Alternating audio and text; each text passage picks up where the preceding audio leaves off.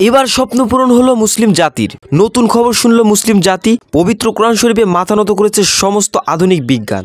পৃথিবীর বড় বড় বিজ্ঞানিকরা পবিত্র কোরআন শরীফকে আশ্চর্যকর বস্তু হিসেবে তুলে ধরেছে। কারণ পবিত্র কোরআনে 1400 বছর আগে যে কথা বলা হয়েছিল তা এখনকার আধুনিক বিজ্ঞানিকরা রিসার্চ করে তা প্রমাণিত করেছে। তো আজকে আপনাদের জানাবো কেন বিজ্ঞানিকরা মাথা নত করেছে। বন্ধুরা, আপনারা অনেকেই জানেন সূরা ফুরকানে 61 নম্বর আয়াতে বলা হয়েছে চাঁদের নিজস্ব কোনো আলো নেই। চাঁদ সূর্য থেকে আলো গ্রহণ করে, কিন্তু বিজ্ঞানিকরা এটা অস্বীকার করত।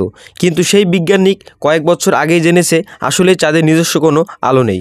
আজকে আপনাদের আরও কিছু পয়েন্ট শোনাবো যা দেখে আপনারা আসলে বিশ্বাস করতে বাধ্য হবেন বিজ্ঞানিকরা মাথা নত করেছে ইসলামের উপর। ইসলাম শূকরের মাংসকে হারাম করেছে। বর্তমান বিজ্ঞান শূকরের মাংসকে হার্টের জন্য মারাত্মক ক্ষতি বলে তা প্রমাণিত করেছে, যা মানুষকে হঠাৎ মৃত্যুর দিকে ঠেলে দেয়। 2 নম্বরে ইসলাম মদকে হারাম করেছে। চিকিৎসক বিজ্ঞান বলেছে অতিরিক্ত মদ খেলে লিভারের মারাত্মক ক্ষতি করে, তা কিন্তু প্রমাণিত করেছে। 4 নম্বরে বিজ্ঞান কয়েক বছর আগে জেনেছে মিষ্টি পানি ও লবণাক্ত পানি কখনোই এক হয় না, কিন্তু পবিত্র কোরআনে সূরা ফুরকান আয়াত নং 25-এ 1400 বছর আগেই একথা বলা হয়েছে। সো বন্ধুরা, আজকের ভিডিওটি কেমন লাগলো, কে কে কোরআনের পক্ষে আছে অবশ্যই কিন্তু কমেন্টে জানাবেন।